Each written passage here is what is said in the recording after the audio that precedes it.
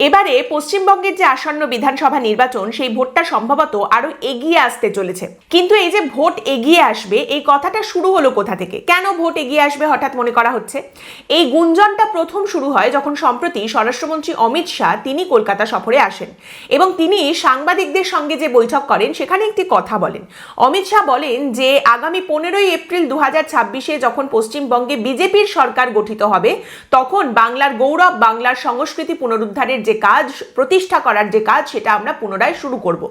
এবার বিজেপির সরকার যদি পশ্চিমবঙ্গে আসে তাহলে তারা কি করবে সেই নিয়ে নানা মুনির নানা মত, নানা নেতার নানা মত থাকতেই পারে দলের মধ্যে।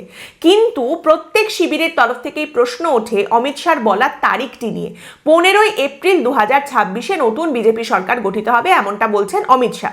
এইবার কথাটা হচ্ছে 15ই এপ্রিলের মধ্যে যদি নতুন সরকার গঠিত হয়ে যেতে হয়, তার মানে তো ফেব্রুয়ারি থেকেই নির্বাচন শুরু করে দিতে হবে। এইখান থেকে কথাটা উঠে আসে যে ভোট এগিয়ে আসবে। কিন্তু তারপরে আরো একটি কথা সামনে রাখা হয় যে এসআইআর এর কাজ এখনো পর্যন্ত চলছে এবং বলা হয়েছে এসআইআর এর চূড়ান্ত তালিকা প্রকাশিত হবে 14ই ফেব্রুয়ারি।